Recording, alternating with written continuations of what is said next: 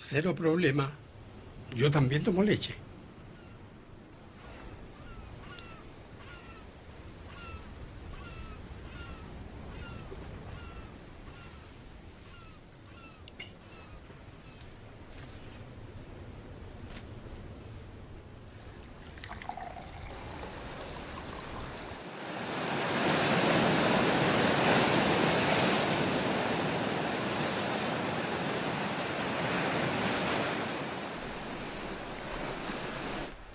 De estatura mediana,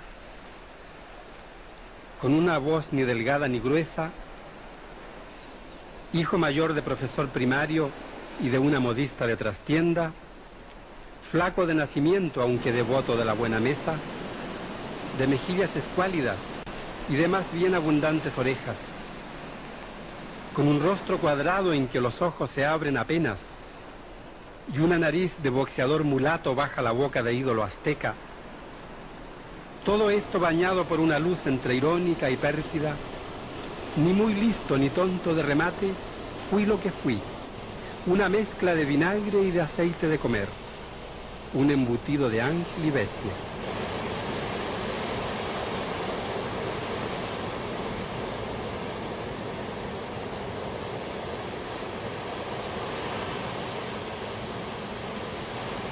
Había entrado en crisis yo como escritor. Mi discurso se había roto en 1000 pedazos, el discurso antipoético que me atreví a proponer en la década del 50.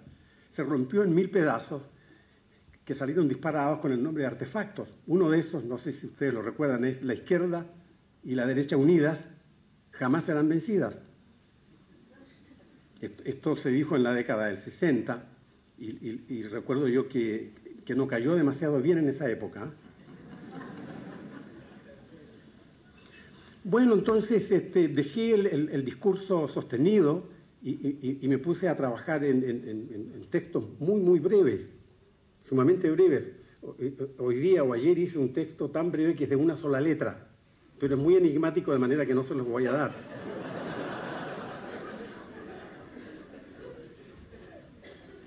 Otra alternativa posible para mí ha sido la siguiente: desplazarme hacia, en cierta forma, hacia las artes visuales. Es una lástima que en este momento yo no disponga de una ampolleta aquí, ¿eh? No sé si alguien me la podría proporcionar, una ampolleta, no importa que esté buena. Si está mala, cuánto mejor. Aquí está. Fenómeno.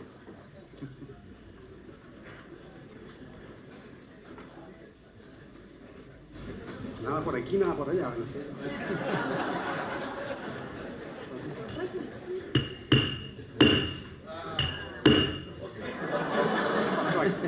Fracasamos, ¿eh? Ahí está el insecto de Edison.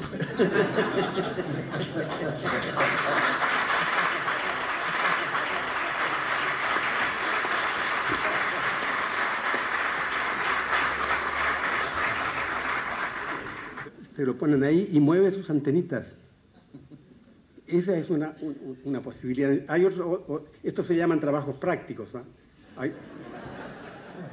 Hay otro trabajo práctico que consiste simplemente en un tomate que yo clavo en una mesa, con un clavo tremendo así, y la tarjetita correspondiente dice naturaleza muerta. Bueno, así estoy tratando yo de sobrevivir en mi condición de poeta o de antipoeta o de lo que sea. Tiene su poema La montaña rusa, que empieza diciendo: durante medio siglo la poesía fue el paraíso del tonto solemne hasta que vine yo y me instalé con mi montaña rusa. Y esa idea, Nicanor ha hablado mucho sobre la tonta solemnidad como algo que él rechaza. Y yo creo que ese rechazo a la tonta solemnidad tiene que ver con algo muy auténtico y muy chileno en Parra. Es como no tomar tan en serio las cosas, o como él dice en otro poema, la verdadera seriedad es cómica. Esa comicidad de no aceptar toda esa parafernalia de la solemnidad, la voz de la autoridad, la voz de la razón, esa mirada cuestionadora, esa mirada que va dudando, ¿no?, de lo que va viendo, lo que va leyendo, lo que va oyendo, ¿no? Yo creo que eso es algo muy parriano. Se habla de esas raíces chillanejas, ¿no? Gracias. Esta es una película que se está haciendo con el hermano, sobre la vida del hermano de la Violeta Parra. Sí.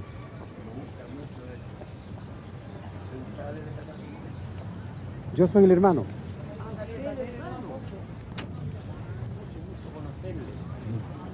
Yo soy Domingo Campos Padilla. La infancia de los Parra, los 8 Parras de Chillán, fue grave, muy grave. ¿Por qué? Porque quedamos huérfanos muy niños, muy chicos. Murió el padre a los 37 años y ya había 9 hijos. Uno murió lueguito, el más chico, 1 año tenía. Así que quedamos 8. Nosotros vivimos muy mal. Faltaba de todo en la casa. No había quien trabajar. El mayor era Nicanor, pero tenía a Nicanor como 14 años. Nicanor nunca quiso saber nada con el canto.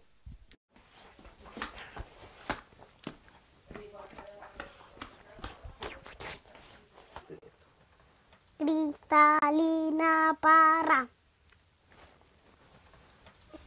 Parra Núñez. ¿Y cómo te puso tu abuelo? Lina Paya.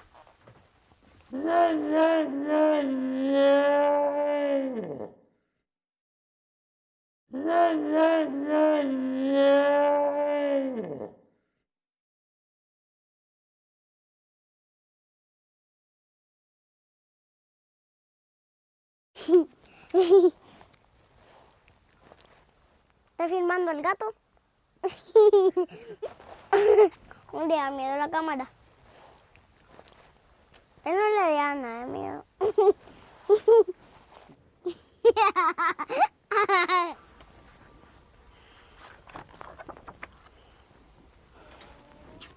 Acá corazón con pata. Así se llama. Así le puso el abuelo. Porque tiene patas y un corazón. ¿Y tu abuelo a qué se dedica? A escribir. ¿Y qué escribe? Poemas. ¿Poemas? Un escritor más bien. ¿Y él toma ácido ascórbico? ¿Y para qué toma ácido ascórbico? Por no morirse dice.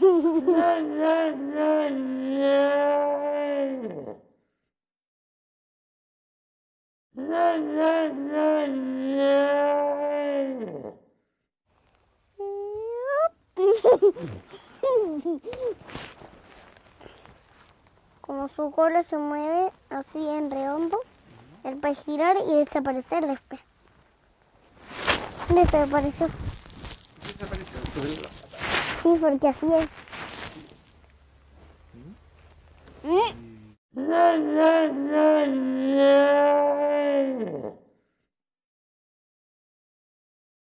La antipoesía de Nicanor, lo que Nicanor llama antipoesía, que es una cierta concepción de la poesía en realidad, significa un cambio importante. Es un abandono de ciertas retóricas que son muy fuertes en Neruda, pero que también existen en la poesía española de la generación del 27, digamos. Es una cierta concepción de lo bello, de lo bello, de lo que se considera poético. Y Nicanor lo que introduce es una cantidad de elementos que habitualmente no se consideraron poéticos. Y Nicanor va en cierto modo más allá. Introduce la broma, introduce cosas como los piojos, ¿no? Con Neruda estamos en las mariposas y con Nicanor estamos en los piojos. ¿eh? Y estamos en los ratones, ¿no?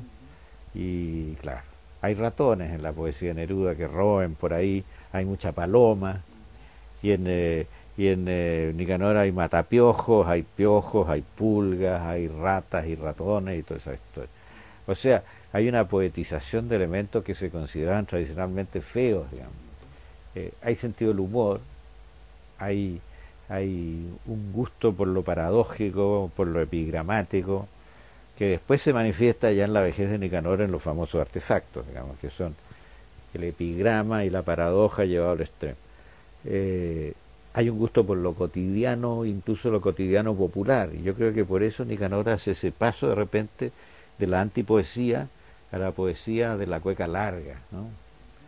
Donde el humor popular es muy importante. Ah, que nadie se atreve a escupir la bandera chilena.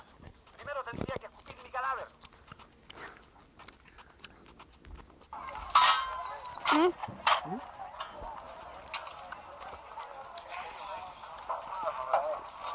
¿Qué están haciendo? Están enterrando a alguien.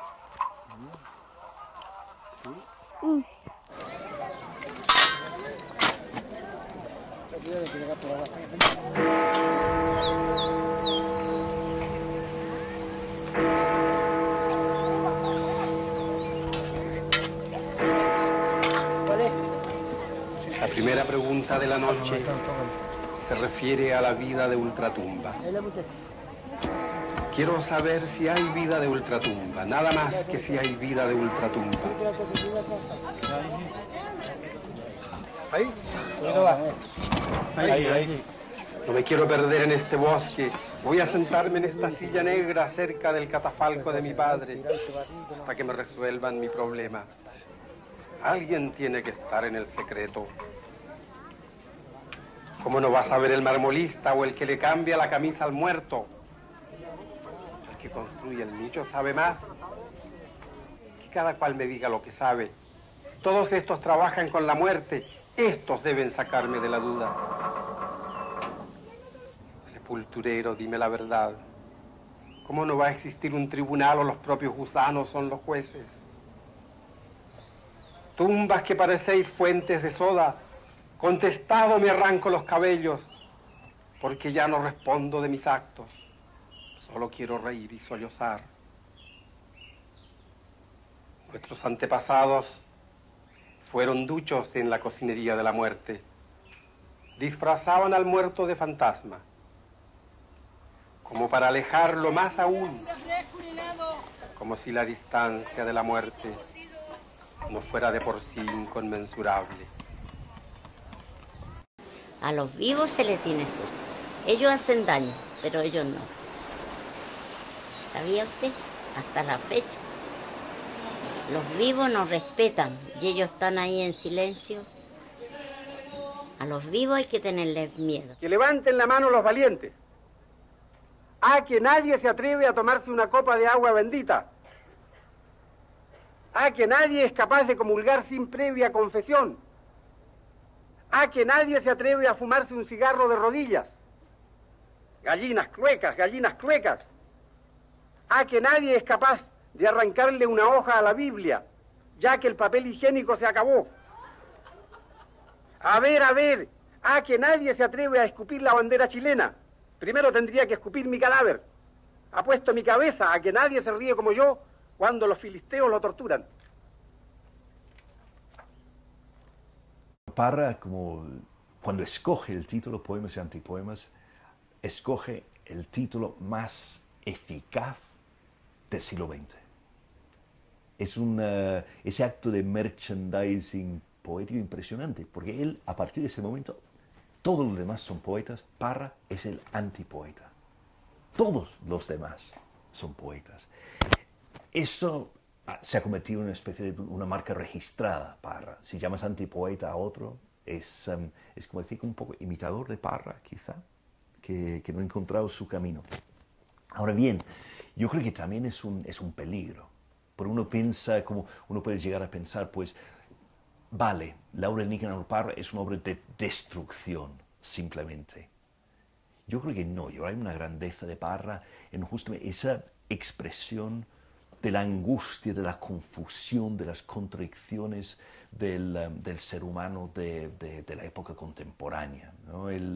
Viviendo la época de los mass media, como el individuo se va como fragmentando, que va perdiendo pie en ese nuevo contexto internacional. En ese sentido, yo creo que más allá de la demolición, ¿no?, de algunos de los dogmas poéticos que existían en lengua española, y específicamente en la poesía chilena, yo creo que tenemos uno de los grandes poetas de Occidente en ese trabajo básico de la poesía, ¿no?, de trabajar la época en que viven.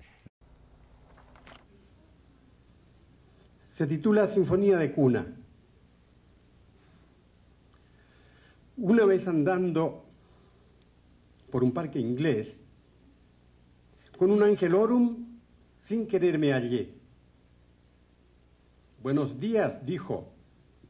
Yo le contesté. Él en castellano, pero yo en francés. Dites-moi, don Ange, ¿comment va, monsieur? Él me dio la mano, yo le tomé el pie. Hay que ver, señores, como un ángel es. Fatuo como el cisne, frío como un riel, gordo como un pavo, feo como usted. Susto me dio un poco, pero no arranqué. Le busqué las plumas encontré, duras como el duro cascarón de un pez. Buenas con que hubiera sido Lucifer. Se enojó conmigo, me tiró un revés con su espada de oro, yo me le agaché. Ángel más absurdo, non volveré a ver. Muerto de la risa dije, goodbye, sir. Siga su camino, que le vaya bien. Que la pise el auto, que la mate el tren. Ya se acabó el cuento. 1, 2, 3.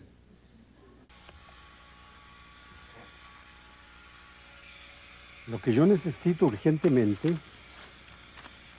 es una María Kodama que se haga cargo de la biblioteca. Alguien que quiera fotografiarse conmigo para pasar a la posteridad. Una mujer de sexo femenino plenamente consciente de sus actos. Sí, señor. Una rubia despampanante que no le tenga asco a las arrugas.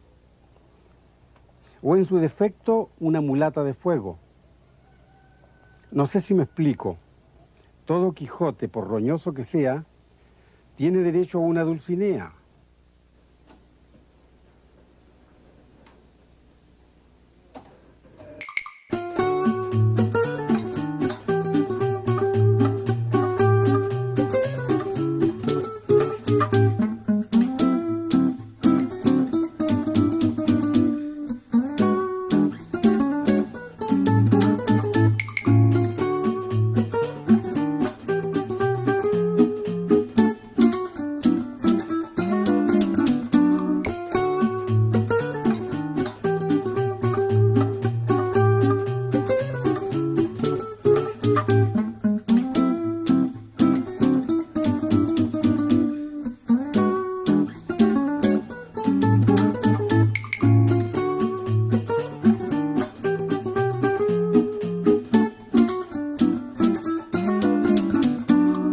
Antes de venirse a Santiago, Nicanor nos habló francamente.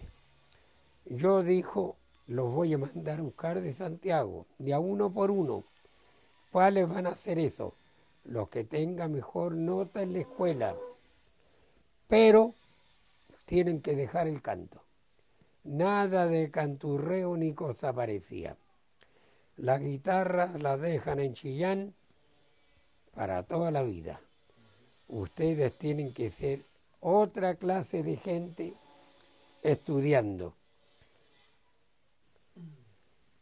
Y al año ya mandó buscar a la Violeta, que tenía un año mayor que yo, iba en un curso superior y muy buenas notas, excelentes notas. Así que la Violeta fue la primera de los hermanos que se vino a Santiago, mandada a buscar por Nicanor. Al otro año me tocó a mí. Roberto, flor para la fiesta, primero Nicanor, Hilda y Violeta, Hilda y Violeta y Yuca y Lautaro, solo falta el Oscar para hacer el aro, decían solo Parra, ocho chicharras.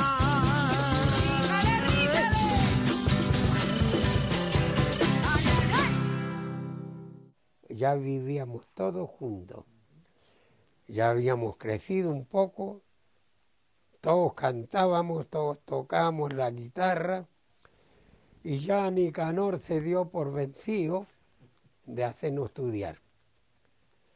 Ya vio que teníamos la vocación de nosotros, era la música, era la guitarra, el canto.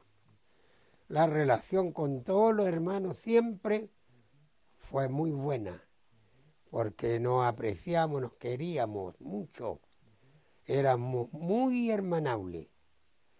Eso no nos quitó nunca nadie. ¿Para qué voy a decir una cosa por otra?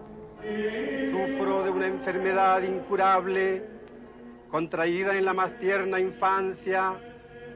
Tengo todo el lado derecho paralizado. Me puedo morir en cualquier momento. Mi enfermedad se llama encefalitis letárgica. Para colmo de males, acaban de operarme de la vesícula. Si les parece, les muestro la cicatriz. No tengo paz en ninguna parte. ¿Para qué voy a decir una cosa por otra? Los pelusas del barrio me persiguen tirándome piedras. Hay que ser bien caído del catre para reírse de un pobre viejo zarrapastroso que no tiene ni dónde caerse muerto.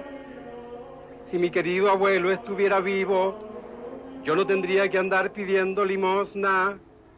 Otro gallo muy diferente me cantaría.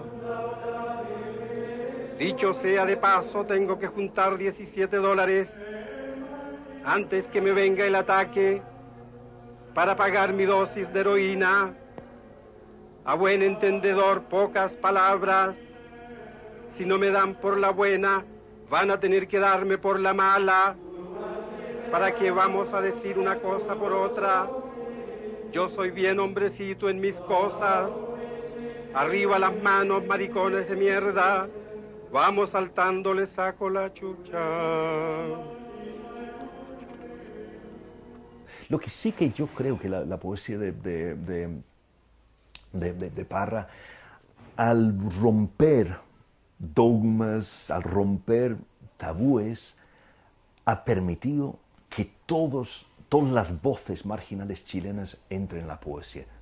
No solo en su poesía hay como esas voces de personajes estrambóticos, personajes que viven la marginalidad, pero como hay muchos poetas posteriores que están escribiendo desde las voces de la marginalidad, que no lo estarían haciendo si no fuese por Nicanor Parra, porque es algo, por ejemplo, que aquí en España casi no existe.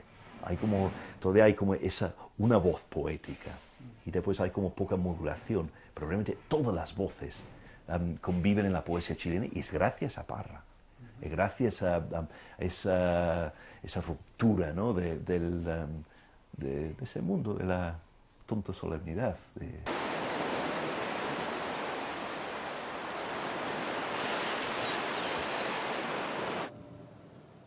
Confusos y contradictorios, pero recuerdos al fin. Lo que viene después es un enigma del porte de un buque, explosión demográfica, and all that, agotamiento de materias primas, etcétera, etcétera. Sin escandalizarse, por favor.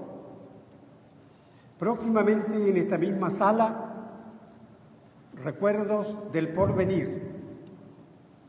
Apocalipsis, now here. Peligro a 0 metros. El error consistió en creer que la tierra era nuestra, cuando la verdad de las cosas es que nosotros somos de la tierra. ¡Ánimo! Sursum corda. Arriba los corazones. Catastrofista, sí, pero moderado. Gracias por informarse con nosotros. Nos despedimos con el poema 20 de Neruda, a los 31 años de su muerte. Dios lo tenga en su santo reino, si todavía sigue siendo Dios. Aleluya. In nomine Patris, et Filii, et Spiritus Sancti.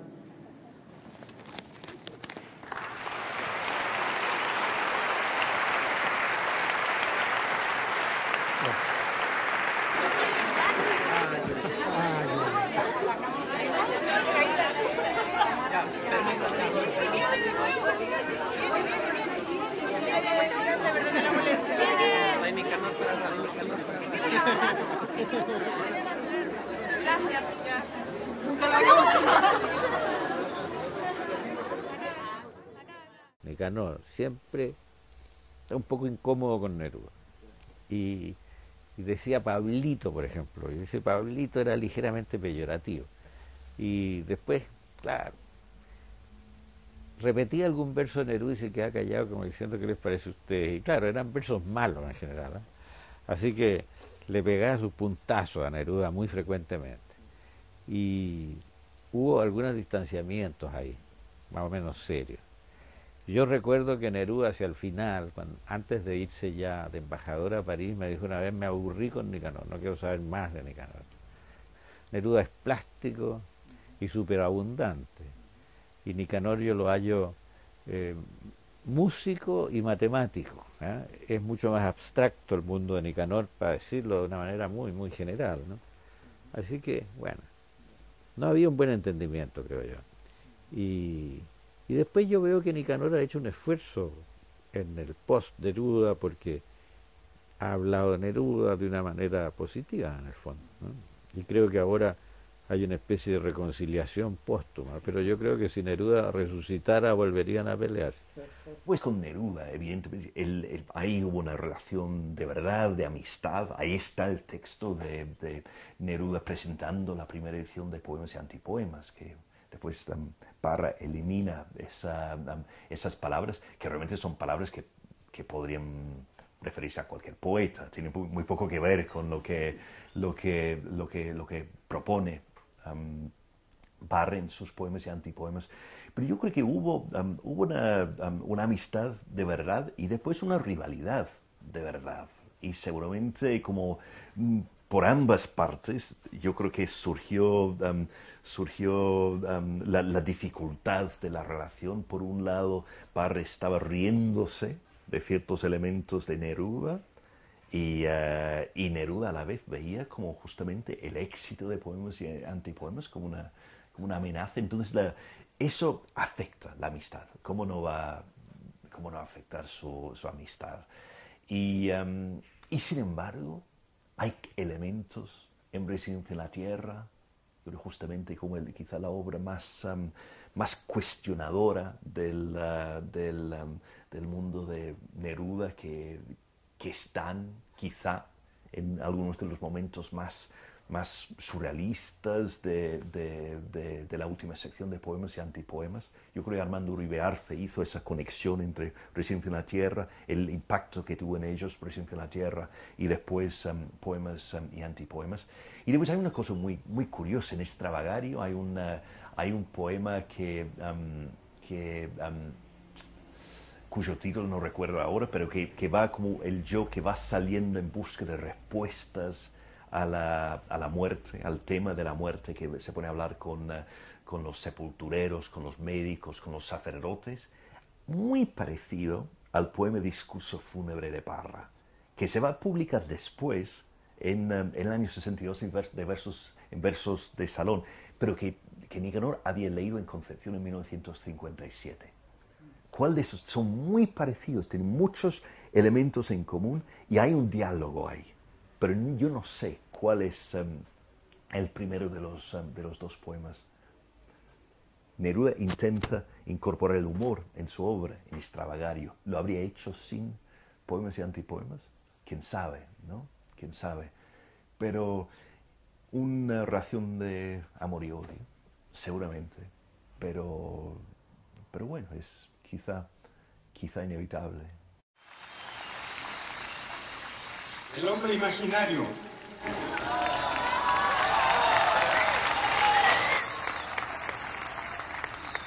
El hombre imaginario vive en una mansión imaginaria, rodeada de árboles imaginarios, a la orilla de un río imaginario. De los muros que son imaginarios, penden antiguos cuadros imaginarios, irreparables grietas imaginarias que representan hechos imaginarios ocurridos en mundos imaginarios. Todas las tardes imaginarias, sube las escaleras imaginarias y se asoma al balcón imaginario a mirar el paisaje imaginario que consiste en un valle imaginario circundado de cerros imaginarios. Sombras imaginarias vienen por el camino imaginario entonando canciones imaginarias a la muerte del sol imaginario. Y en las noches de luna imaginaria sueña con la mujer imaginaria que le brindó su amor imaginario. Vuelve a sentir ese mismo dolor, ese mismo placer imaginario, y vuelve a palpitar el corazón del hombre imaginario. Muchas gracias. Gracias. Muchas gracias. Gracias.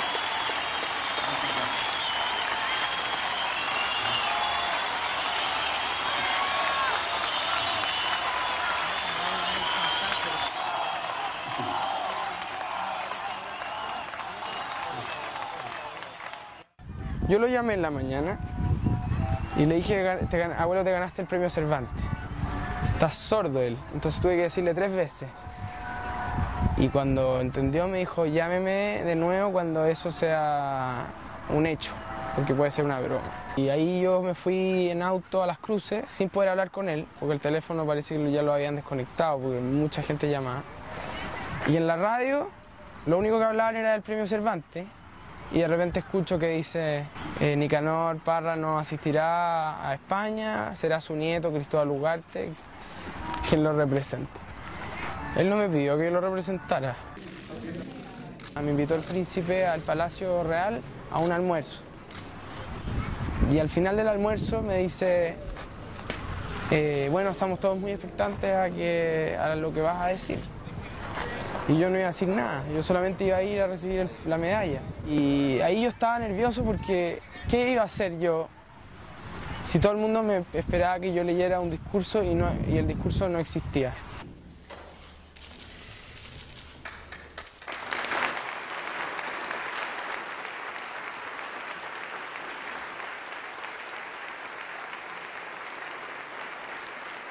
Se nos ocurrió buscar en toda la obra de él cada parte donde se hiciera mención a Miguel de Cervantes.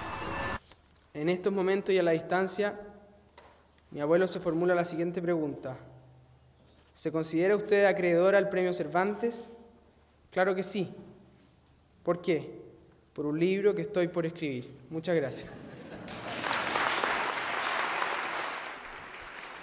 Como que me metí un poco a fondo en el personaje de mi abuelo y me metí en que mi abuelo en realidad toda esa parafernalia solemne no le importa nada y y quise eso, como en ese momento actuar a tal punto de ser él. Nicanor tiene como la imprevisibilidad, que yo creo que también está en su poesía, está en su forma de estar en el mundo. Alguien inclasificable. Lo clasificas y él mismo va a dar un salto al lado, por ahí, como es alguien que va más allá de lo catalogable. Él pasa también con las invitaciones, tantas veces que Nicanor ha dicho que sí y después que no ha ido. La gente ha quedado esperándolo, un doctor honoris causa, un premio de poesía Reina Sofía, el premio Cervantes, y no ha llegado Nicanor Parra, y sin embargo, de manera inesperada, llega a Madrid para la presentación de los artefactos visuales en Telefónica en el año 2001. Esa popularidad, gente pidiendo una firma, pidiendo una foto, queriendo conversar, es un fenómeno, desde luego en Europa, inconcebible. Esa popularidad de Parra, el prestigio de la figura del poeta. Aquí la poesía ha caído en desgracia. Aquí los únicos que leen poesía son poetas. Entonces, también un fenómeno muy saludable también para el mundo de la poesía.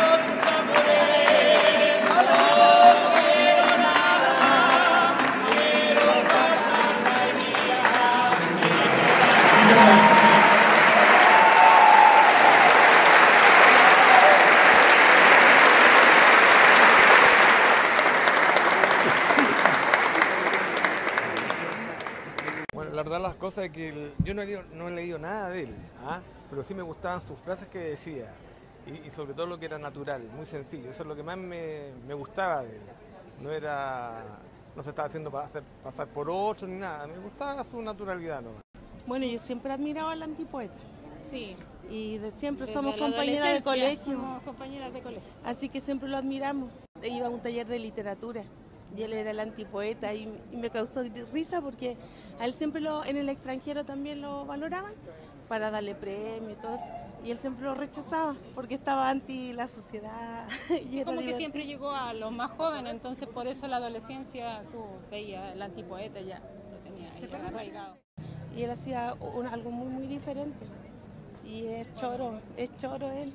Mire, yo soy profesor de historia y para mí es sumamente interesante todos los que han tenido alguna importancia en la historia de Chile, desde el punto de vista cultural y por sobre todo traer a mi hijo, porque todos de una u otra manera han sido un aporte para la historia y sin duda que don Nicanor Parra también con su aporte literario, a lo largo de la historia también su longevidad es algo que sorprende y todas sus anécdotas de vida que nos hemos estado interiorizando en estos días con mi hijo, el voy y vuelvo, el lo que pidió que pusieran sobre su urna, el que va a quedar en su casa de las cruces, es leyenda, historia pura, viva de la historia de Chile.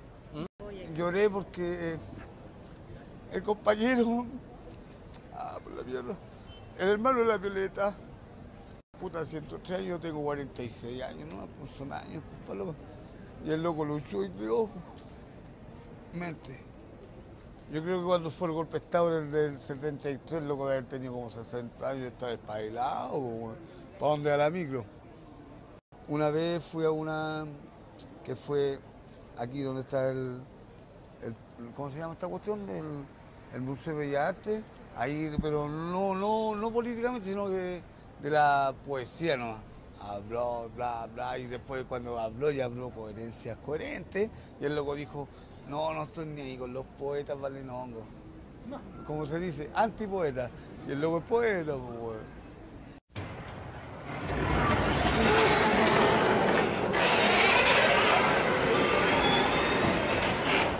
Tercer y último llamado. Pajarones del mundo unidos, antes que sea demasiado tarde. Cambia, todo cambia. Ayer vencer o morir, hoy vender o morir.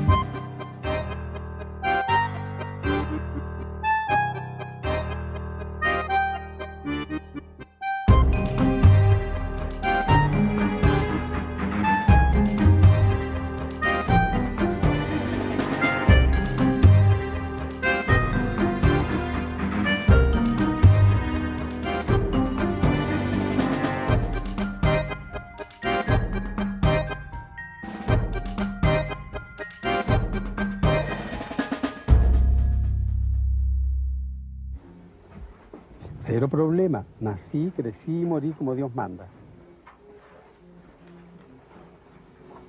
Lo único que me falta es resucitar. No olvides suscribirte a nuestro canal en YouTube.